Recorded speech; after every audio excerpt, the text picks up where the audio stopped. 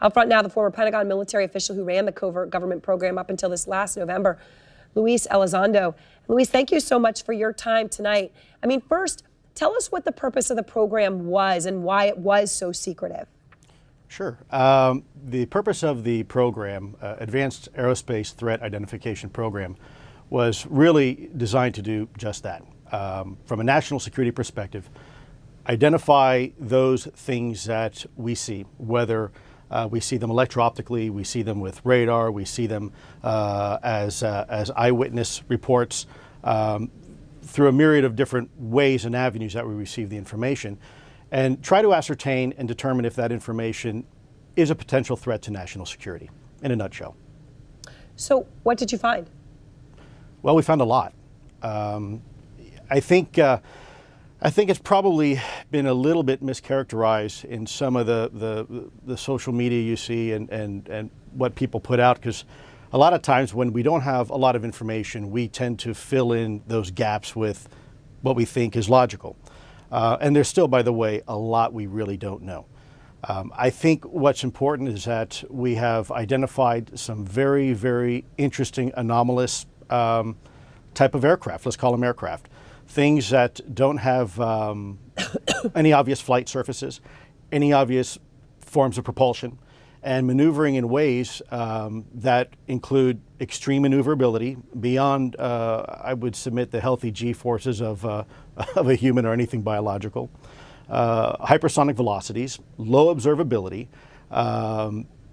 positive lift, again, seemingly in defying the laws of aerodynamics.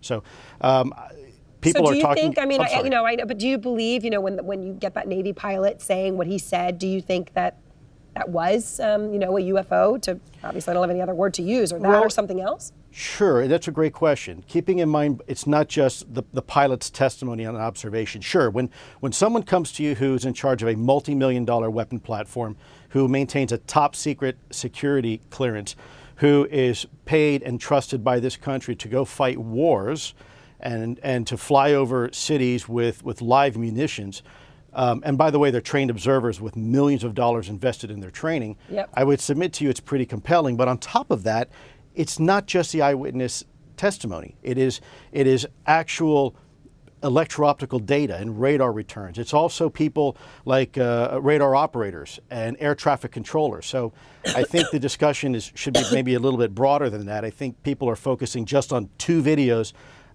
coming from a set of F-18s when really it's a lot more than that. So recently, I guess it was in October, astronomers spotted what they say could be the first interstellar asteroid. You see it there, kind of that strange shape from beyond the solar system. What do you see when you look at that? Well, Ms. Burnett, I have to admit to you, when I ran this program, I was fundamentally looking at, my colleagues looking at 2 things. Yeah. What is it and how does it work? We have deliberately stayed away from going down the rabbit hole of who's behind the wheel and what are their intentions. Yeah. Because a lot of people have a lot of feelings towards that and are very emotional about that.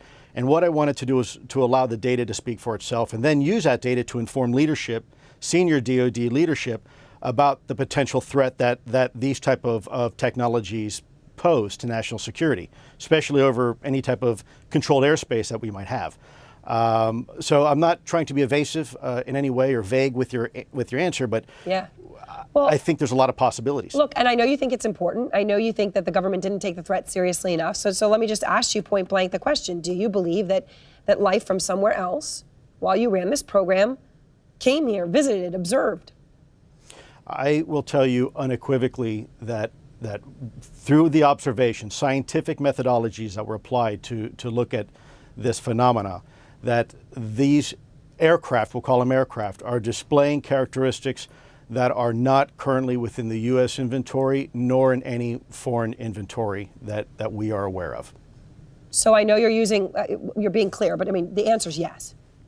I can't speak on behalf of the government. Obviously, I'm not in the U.S. government anymore. My personal belief is that there is very compelling evidence that we may not be alone, whatever that means.